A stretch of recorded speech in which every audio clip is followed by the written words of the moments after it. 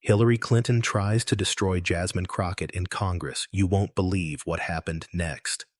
A forgotten moment in congressional history reveals Hillary Clinton locking horns with Jasmine Crockett, an electrifying clash no one expected. We'll unpack how this confrontation erupted, what was said, why it matters, and the shocking consequences that still ripple through Congress. If two powerful voices disagree on the same stage, who do you side with, experience or passion? Comment below while we explore both sides. What happens when a political legend with decades of experience collides with a rising star who refuses to play by old rules? That's exactly what unfolded when Hillary Clinton and Jasmine Crockett crossed paths in Congress. Clinton, long regarded as the embodiment of institutional strength, brought her calculated precision and political gravitas to the moment. Crockett, meanwhile, walked in with fire, speaking unapologetically, fueled by the raw determination of someone carrying the weight of communities that often feel ignored. The result? Not just another heated exchange, but a generational clash that revealed much more than words could ever convey. This wasn't simply about personalities, it was about philosophies of leadership. Clinton represented the cautious, disciplined style that believes progress is painstaking but possible through rules, order, and procedure. Crockett embodied a new wave, arguing that rules themselves sometimes perpetuate injustice, and breaking them may be the only way to spark change. It's easy to watch a clip and see conflict, but under the surface, it's a reflection of every space where tradition meets disruption. Here's the part worth leaning into. This dynamic doesn't just happen in politics. It happens in workplaces when younger employees question legacy systems. It happens in families when children challenge parents' value.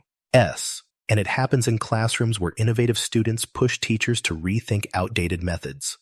Those moments feel tense, but they're also catalysts. If you find yourself in the middle of such a clash, you have two choices: dig into ego or lean into opportunity. Seek to understand the motive beneath the words. Experience may bring wisdom, but fresh perspective often carries insight overlooked for years. Together, friction and renewal create change. Every confrontation has its hidden purpose. For Hillary Clinton, the motive was clear: guard the integrity of institutions. After years of operating inside the trenches of Washington, her compass points to the belief that laws, procedures, and careful strategy are the glue holding democracy together. In her eyes, any attempt to bypass rules risks unraveling years of painstakingly built systems. Clinton's voice in this exchange carried that subtext: protect stability, defend the framework, preserve order. Jasmine Crockett entered the moment with an entirely different mission. She wasn't there to reinforce the old scaffolding, she was there to shake it. Crockett's focus wasn't on institutional scaffolds, but on the cracks in the foundation that ordinary people feel every day. Racial inequities, housing struggles, underfunded communities. Where Clinton saw obligation to guard, Crockett saw obligation to disrupt. This meant her voice carried passion edged with urgency, the kind that resonates especially strongly with younger generations dissatisfied with incremental steps.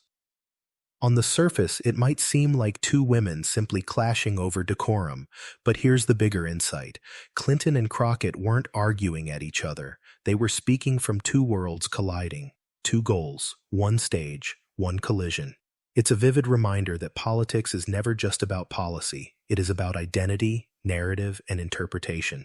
Think about your own world. In companies, the senior executives often push process, while new hires want agility. In startups, founders talk about building scale, while newcomers push for radical innovation. Both sides serve a purpose, but when one silences the other, everyone loses ground. Takeaway: know the battlefield before stepping in. Each voice is shaped by mission, not malice. Respecting that makes you more effective in every debate. Picture the room. Lights glaring, cameras rolling, and silence hanging just long enough to make people shift in their seats. Congressional hearings often feel procedural, even rehearsed, but not this moment. As Hillary Clinton leaned into her mic, her voice carried the weight of decades. She spoke firmly, perhaps even coolly, not rushing a word. Her tone suggested authority. This was someone who had argued through impeachment hearings, foreign policy debates, and primary stages on live television. It was the cadence of experience. Then came Jasmine Crockett's reply, and the atmosphere shifted. No hesitation, no carefully measured pauses, She spoke with a sharpness that didn't just cut through the room, it energized it. Her words weren't sculpted for policy elites. They were crafted, consciously or not, for real people outside the chamber walls. And within minutes, the whole exchange began circulating online, edited into clips and memes, igniting debate far beyond Capitol Hill. This is the new battlefield of politics. The moment isn't measured by who won in the chamber, but who resonated beyond it. Clinton's delivery fit the political tradition where wins are tallied in procedural victories and legislative influence. Crockett's performance, however, was tailor-made for a digital generation where virality equals power. The lesson is universal. In business, you might be trying to impress your boss with carefully polished reports. Mia. While a colleague might present the same idea raw but deliver it passionately and get the room buzzing because the energy feels real. Authority works in one arena, authenticity thrives in another. Both matter, but knowing your audience determines your influence. Takeaway. In high-stakes environments, tone carries as much weight as content. Speak with clarity, but fuel it with energy, because resonance lasts longer than reason. When Hillary Clinton speaks, she draws from a library of hard-earned lessons. Her anecdotes carry the scars of battles fought in closed-door meetings, Senate hearings, and global summits. She recalls navigating government shutdowns, negotiating with heads of state, and being criticized under some of the harshest political spotlights in American history. Those stories aren't abstract, they're warnings. To Clinton, they're proof that progress doesn't come from radical bursts, but from disciplined patience. Every scar is a reminder of political storms survived. But Jasmine Crockett's stories flow from an altogether different source. She talks about neighborhoods struggling with inequity, families left behind by policy gaps, and daily battles that statistics fail to capture. Her words breathe the pain and urgency of lived reality. Unlike Clinton's war stories of Washington, Crockett's narratives sound less like strategy sessions and more like truths overheard on the streets. They bring the immediacy of human consequences into the discussion. So, who truly wins the room? The answer depends on the listener. Some audiences connect deeply with Clinton's institutional memory because they value stability. Others feel shaken awake by Crockett's raw urgency because they crave action now. Neither is inherently stronger. They simply appeal to different instincts, security versus change. This duality reaches beyond politics. In families, parents may lean on liasa, fee lessons to warn against mistakes, while teenagers argue from the reality of modern struggles their parents never faced. Both perspectives contain truth, but each alone is insufficient. Wisdom without empathy feels detached. Empathy without structure feels unsustainable. The art lies in merging both. Borrow the scars of experience, but ground them in real communities' pain. Takeaway. Facts persuade minds, but stories capture hearts, and the most powerful leaders weave both into their voice. When older leaders cross swords with younger disruptors, sparks are inevitable. That's exactly what unfolded between Hillary Clinton and Jasmine Crockett. What outsiders often perceive as nothing more than ego-driven drama is actually a clash of leadership styles.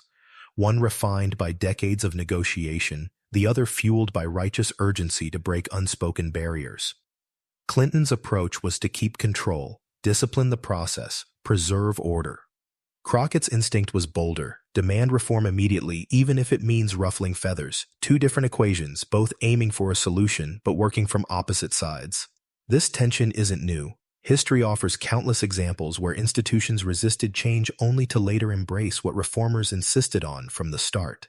Think of civil rights, women's suffrage, or the legalization of same-sex marriage. Each began with resistance from entrenched powers who argued that patience was required, while challengers insisted lives were at stake. The rhythm of progress often beats on that exact drum. Clash, resist, adapt, evolve. But here's the real-world implication. These conflicts happen everywhere. Offices, classrooms, even at the dinner table. A CEO may cling to proven business models while young employees push for bold innovation. Teachers may stress discipline while students demand creativity. Parents may insist on tradition while children yearn for reinvention. None of these conflicts are inherently destructive, unless ego takes over. The solution isn't to erase disagreement, but to reframe it. Instead of asking, Who's right? The smarter question is, how do these viewpoints complement each other? Conflict can then evolve into collaboration, with tradition anchoring change and boldness propelling it forward. Takeaway: don't fear generational tension, transform it. By embracing both caution and courage, you convert confrontation into collaboration, and every side wins. Every fiery confrontation has that one moment, the precise second when the room shifts and the world outside suddenly tunes in. For Clinton versus Crockett, that moment came with a sharp, almost dismissive remark from Clinton.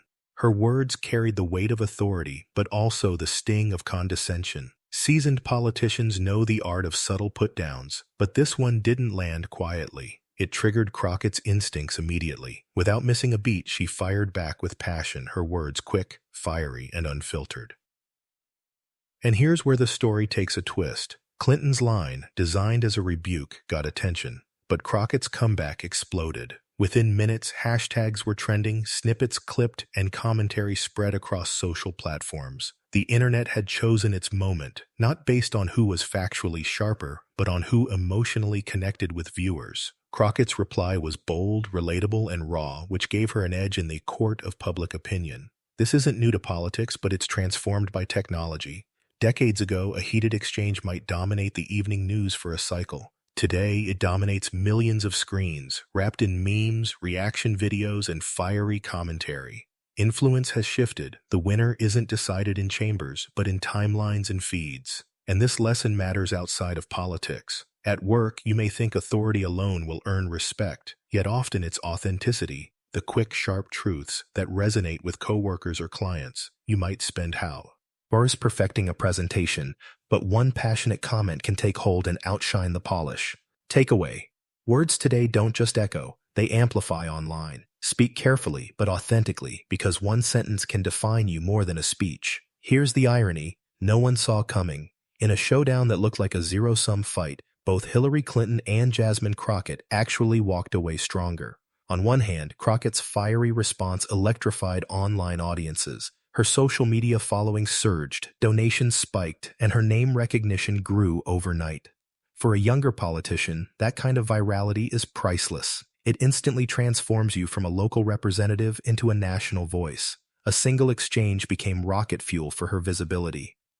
But Clinton wasn't left behind. While critics argued she looked dismissive, her core supporters applauded her firmness. To them, she reaffirmed the resilience and institutional discipline they admired during her decades of public service. In a time where many feel political norms are under assault, Clinton's refusal to bend felt like a stabilizing force. She may not have gone viral, but among donors, insiders, and long-standing allies, her stock rose. So the dual-fact truth is simple. Crockett gained relatability, and Clinton cemented reliability. Politically, both women leveraged the same moment to reinforce their identities, one as the insurgent bringing raw energy, the other as the veteran anchoring tradition. Opposition didn't weaken them, it sharpened them. And here's the broader life lesson: conflict doesn't always create winners and losers. Sometimes it produces dual victories. Consider a workplace debate. The outspoken junior earns attention for bold ideas, while the senior gains respect for holding boundaries. Both walk away stronger than before. The practical takeaway is this: don't fear battles assuming you'll only lose. If played correctly, opposition refines your strengths and highlights your value. Takeaway: conflict can be paradoxical. Both sides can win when identity is reinforced. Sometimes a single phrase captures the essence of a political clash better than hours of footage. One political analyst neatly summed up the Clinton-Crockett battle. Crockett is the future's fire. Clinton is the institution's steel. That observation resonates because it distills their entire exchange into two powerful archetypes: fire and steel. Both are forces of nature, but they work differently. Fire spreads quickly, igniting passion, urgency, and movement. Steel, meanwhile, is forged over time, tested by pressure, and relied on for stability.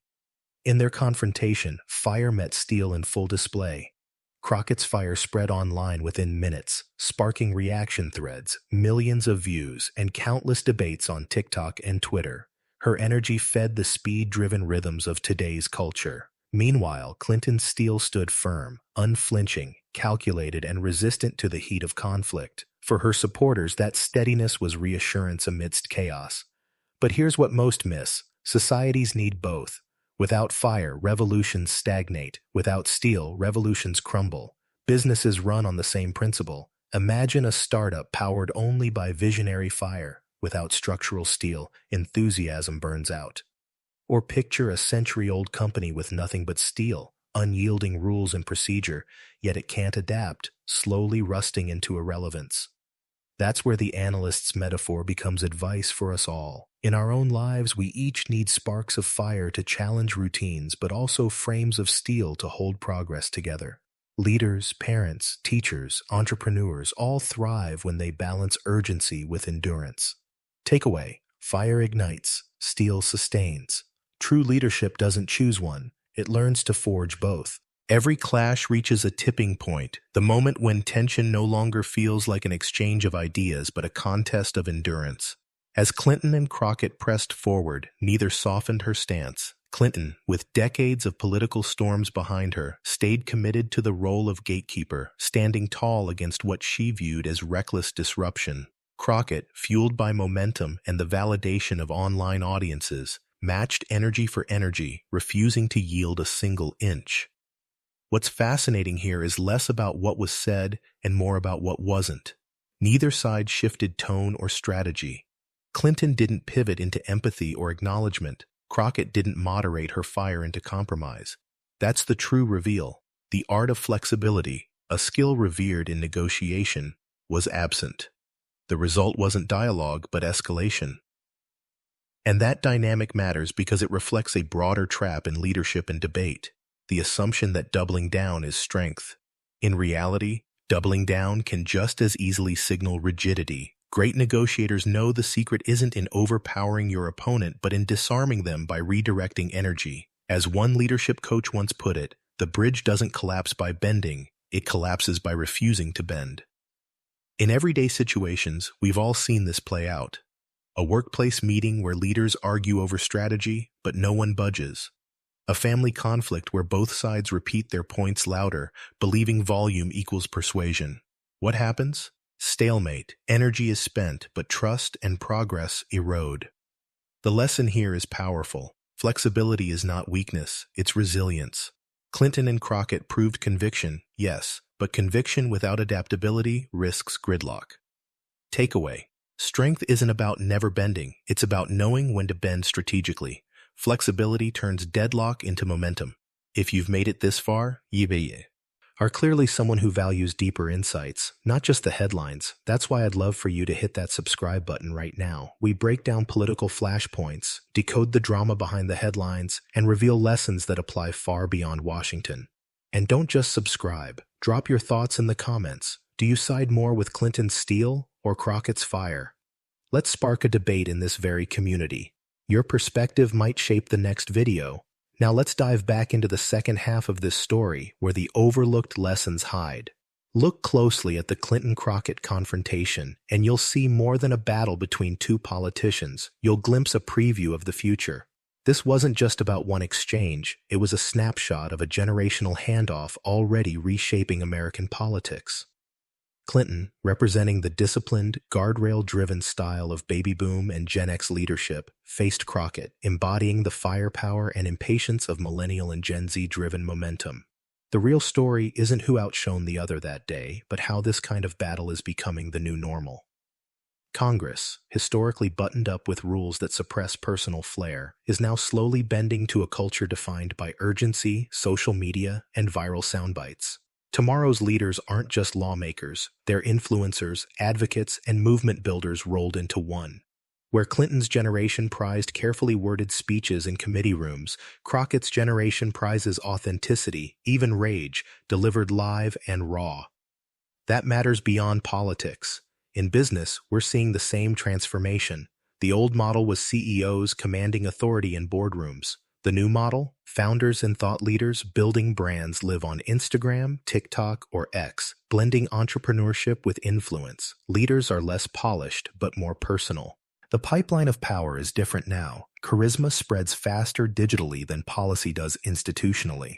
So here's the takeaway. Adaptability becomes the survival skill. Tomorrow's landscape, whether political or professional, won't reward those who rely only on tradition. It will reward those who can shift gears, respond in real time, and meet audiences where they live, online, immediate, and unfiltered. Takeaway: the next era belongs to leaders who blend substance with speed, policies with platforms, wisdom with virality, adapt or risk irrelevance. When clips of the Clinton-Crockett clash went viral, the loudest headlines framed it in one word: hostility. Commentators painted the moment as a personal feud, a bitter exchange defined by spite rather than substance. But here's the correction most people miss. Beneath the sharp edges, both women were actually chasing the same North Star: improving representation, accountability, and effectiveness in government. The fireworks were real, yes, but their motives weren't simply to attack each other. They were to defend visions of progress. This misconception isn't unique to politics. Humans are naturally wired to interpret conflict as chaos. Our first instinct is to assume that two people clashing means division is unbridgeable. Yet often, what looks like hostility is simply method. Clinton represented the structured approach: protect the processes to gradually achieve reform. Crockett embodied urgency: push hard now or risks deepen. The tones were different, but the intention to serve was aligned. It's a mistake many of us make in everyday life. A heated debate with a colleague might feel like an attack, but in truth, both sides may want the same outcome: a better project.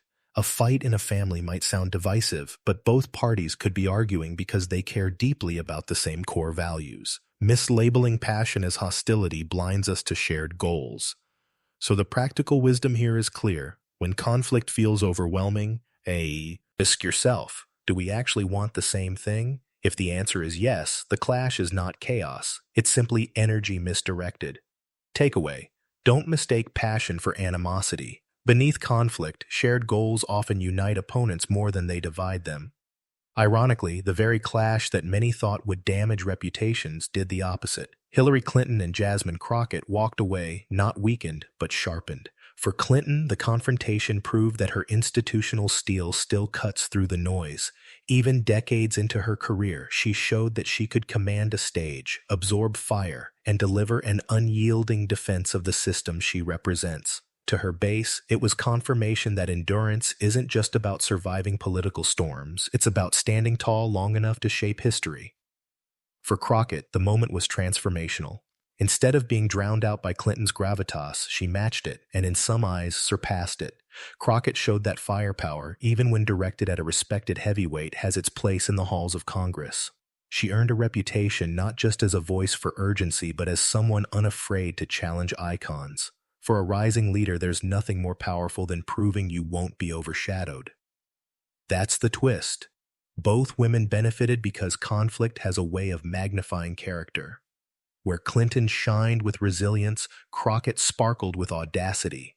And in the larger narrative of politics, these are qualities audiences remember long after policy details are forgotten. The broader reminder applies to all of us. Confrontation does not always erode credibility. Sometimes it becomes the very crucible that defines it.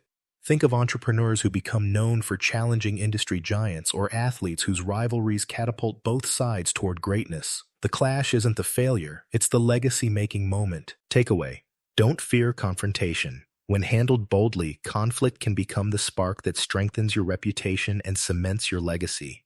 If the Clinton-Crockett clash felt intense, it's because it wasn't an isolated event. It was a preview. As more women rise in federal politics, these kinds of high-voltage face-offs are not glitches. They're the new normal.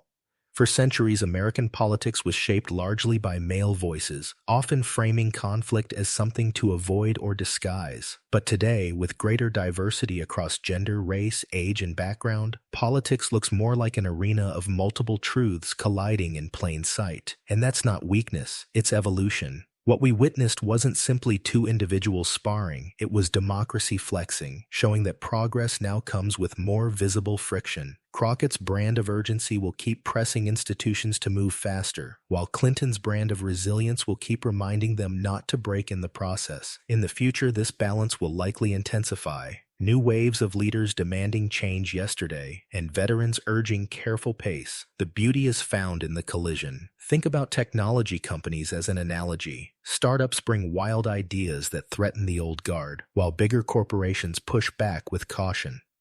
The friction often sparks innovation that neither side could create alone. Political clashes are becoming the same kind of ecosystem where diversity of style, not uniformity, forges progress. Here's the real insight for us. Instead of fearing these conflicts, we should expect and even welcome them. They are signs of a healthier, more representative system where different identities and strategies all have a seat at the table. Progress, after all, is rarely neat. It's forged in sparks. Takeaway: diversity guarantees friction, but friction fuels growth. The clashes of Tom. Oro will be the engines of real political and cultural evolution. Think of the Clinton-Crockett clash not as a political battle, but as a workplace moment most of us have experienced. Picture a company. The founder has spent years building the business brick by brick, refining processes, overcoming crises, and carrying scars that validate a certain way of leading. That's Clinton, representing tradition, structure, the voice that says, "We've survived because we did it this way." Now imagine a fresh hire, hungry to prove their worth. They're brimming with energy, quick with ideas, willing to challenge inefficiencies that everyone else has quietly accepted. That's Crockett, representing innovation, disruption, and the voice demanding, "If we don't change now, we'll fall behind." Inside that office, conflict is inevitable. The founder sees risk in radical adjustments. The newcomer sees risk in standing still. Neither is wrong. They're simply playing different roles in the same narrative. And just like in politics, the magic doesn't happen when one side wins. It happens when both perspectives fuse. The founder's structure offers stability, while the newcomer's innovation injects agility. Put together, they create progress neither could achieve alone. Families face similar dynamics. Parents lean on tradition and hard-earned wisdom. Children argue for new ideas suited to a changing world. Schools and classrooms echo the same rhythm. Teachers emphasize discipline, while students push for creativity. The tension feels uncomfortable in the moment, but without it, we'd simply recycle the same ideas endlessly. The Clinton-Crockett clash is just a magnified version of what we live daily. It's a reminder that progress thrives not in silence, but in conversations charged with opposing energy. Takeaway: don't suppress challenges, invite them.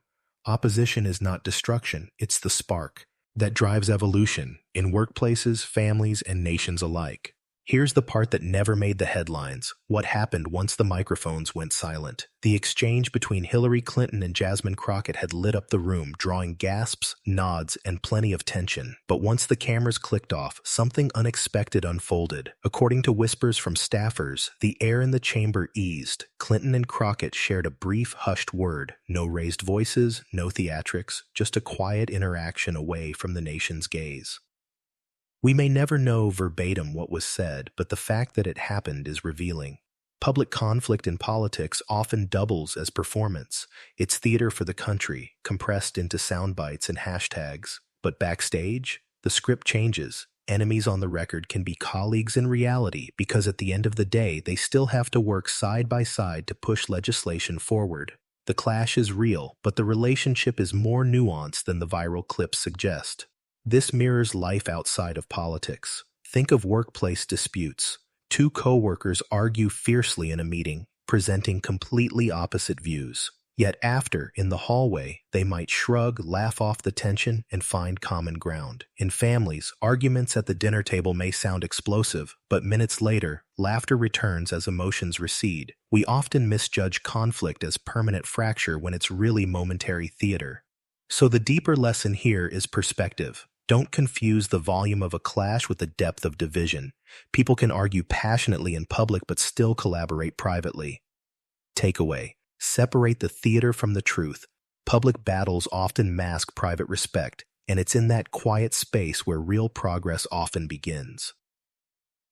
Every viral moment has a hidden cost. In the case of Clinton versus Crockett, the fiery exchange lit up headlines, news cycles, and social feeds. Millions has debated the tone, body language, and one-liners. But here's what quietly slipped through the cracks: the actual policy conversation, the substance of why both were in that chamber, the issues, the reforms, the legislation became background noise to the spectacle. This is the overlooked wisdom about modern politics. In an age where attention is currency, drama always eclipses detail. Crockett wasn't trending for a nuanced policy point. She went viral for the emotional force of her pushback. Clinton wasn't being dissected for her procedural expertise. She was being memed for her dismissive remark.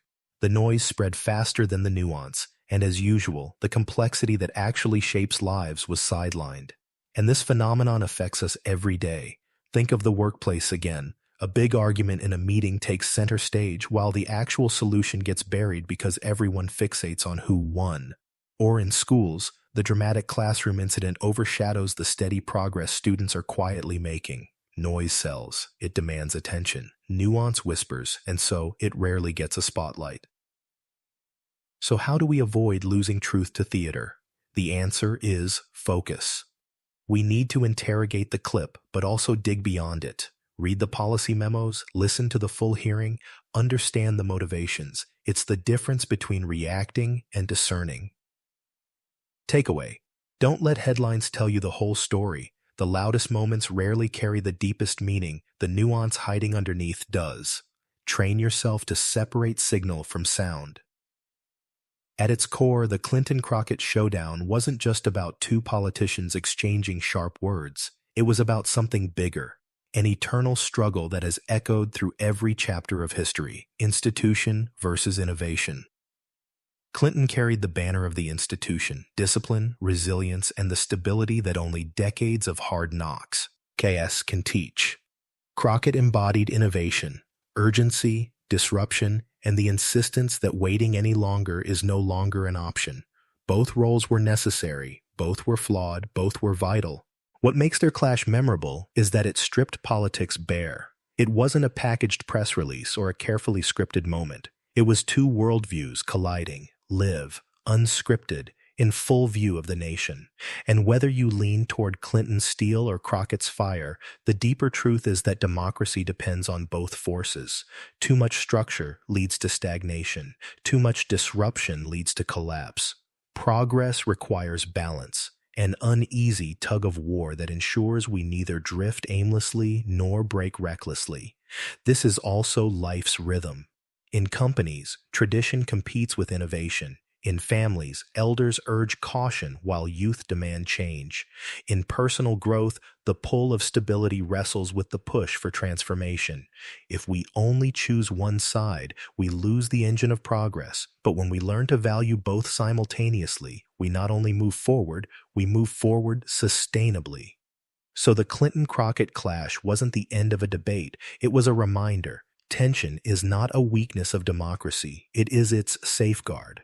Takeaway: cherish the clash. It is in the sparks between steel and fire that true progress is forged. So there you have it. The showdown between Hillary Clinton and Jasmine Crockett wasn't just a skirmish of egos. It was a window into the heart of democracy, one defined by its relentless struggle between tradition and disruption, patience and urgency, steel and fire.